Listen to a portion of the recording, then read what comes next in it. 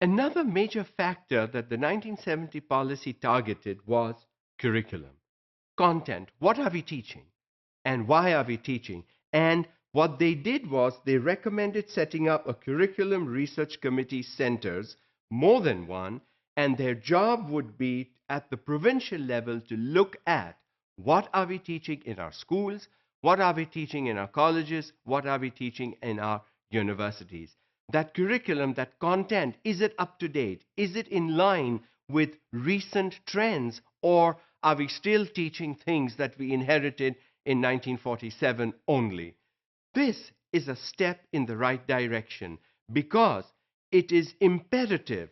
Progressing countries look at curriculum at least every 5 years and change it, modify it, bring about the necessary needed changes so that students will receive a current education in terms of content, knowledge, and skills.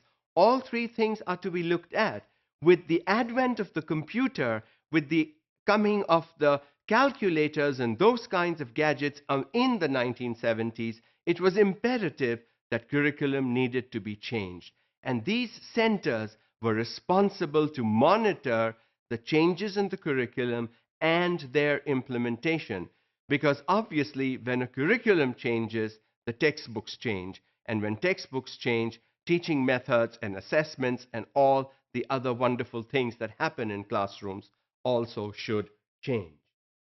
In addition to this, it was recommended to add education as a subject in the curriculum as an optional topic or area for students to choose to study. In other words, in 1970, the policymakers saw the need to have teacher education. This was the foundation. And based on that foundation, our teacher education program, if it really started well and functioned and sustained and developed over the years, should have been a very good teacher education program. As early as 1970, the policymakers recommended education be added as a discipline in the curriculum for students to choose from. The examination system was also looked at by the 1970 policymakers.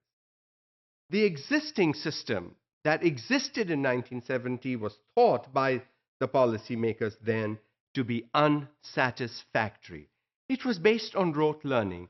Whether it was schools, whether it was colleges, whether it was universities, rote learning was stressed. You had to learn and then you had to repeat the same information from textbooks or teachers' lectures or teachers' notes on an exam or test. That was seen as unsatisfactory because it did not measure the ability of students. It only measured what and how much a student retained, and obviously for how long. It therefore needed to be reformed and restructured. So the 1970 policy opened the door to dialogue and discussion on how to revamp our education system. What does one need to do? How can one change from rote learning, from simply memorizing, and asking students to give us back what we gave them exactly in the same quantity?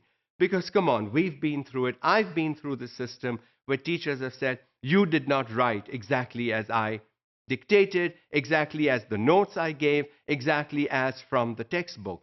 If the student is only able to give you back exactly what you gave him in same measure without adding anything of his or her own, that education is of no use to anyone. And so, in 1970, the policymakers recommended that we look at and restructure our examination system.